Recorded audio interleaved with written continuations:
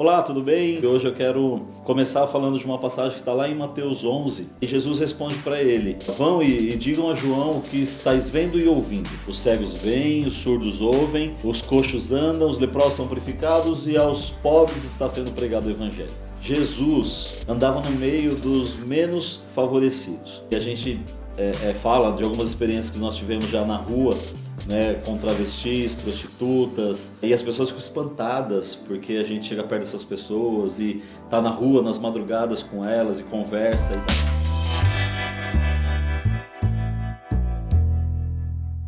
Tem uma coisa que eu falo para as minhas ovelhas, pode parecer radical, mas eu falo para eles: olha, essas pessoas que estão nas ruas, que a gente encontra, que a gente vê, que a gente toca, que a gente conversa, que a gente abraça, que a gente leva o amor de Jesus, elas, na maioria das vezes, elas são melhores do que nós. Porque essas pessoas, elas estão lá nas ruas e você chega para conversar e eles não têm vergonha de expor o que eles são, o que eles estão fazendo ali, o que eles estão buscando ali. Eles são bem sinceros. Diferente de nós, que estamos dentro da igreja, bem vestidinhos, não estamos como um travesti, nu nas ruas, não estamos como uma prostituta, não estamos expostos desta maneira, mas o nosso interior muitas vezes está pior do que aquelas pessoas. E essas pessoas às vezes são melhores que nós, por quê? Porque elas estão lá na rua mostrando o que elas são. E diferente de nós muitas vezes, que vamos dentro da igreja, colocamos nossa roupinha do culto de domingo, colocamos um perfume para não aparentar o fedor do nosso interior.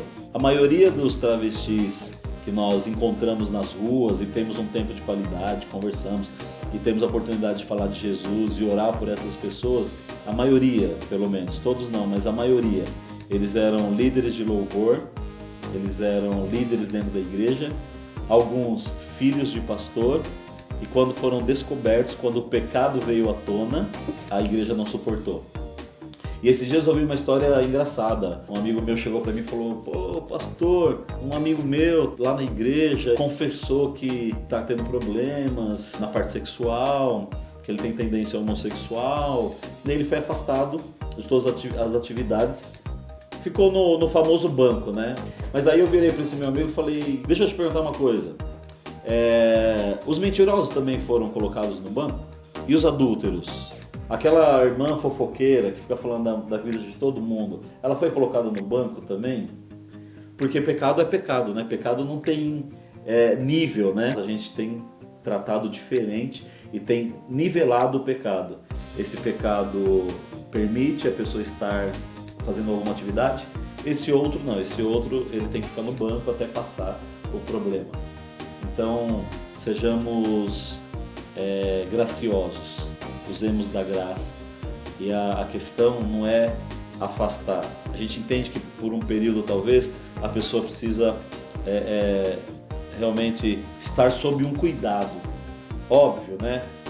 A gente precisa ter equilíbrio e saber administrar essas coisas dentro das nossas igrejas, mas precisa ser cuidado. Para terminar esse vídeo, eu quero lançar um desafio para você. Eu queria que você pensasse em tudo isso que foi falado aqui, em como você tem se comportado com as pessoas ao seu redor e com as pessoas que não estão ao seu redor, que são essas pessoas que estão na rua, que estão abandonadas, que estão em situação de rua, as prostitutas, os travestis, os mendigos. Como você tem se comportado? Eu não sei, eu queria que você pudesse entender essa palavra, entender que se você é um seguidor de Cristo, você precisa mudar completamente o teu comportamento e ser como Cristo. E fazer o que Ele fez, e andar como Ele andou, e tocar nas pessoas como Ele tocou.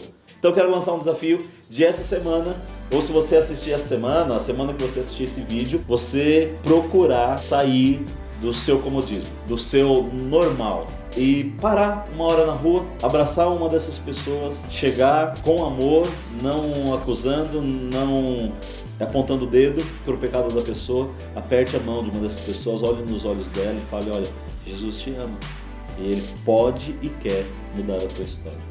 E aí depois eu te desafio a escrever pra gente, contar como foi essa experiência aí. Experimentar fazer uma vez o que Jesus fez toda a vida dele enquanto Ele esteve aqui na Terra. Deus abençoe e a gente se vê semana que vem no terceiro Sente a Mesa. Não deixe de sentar à mesa com a gente, fica com a gente aí e vamos nessa. Deus abençoe.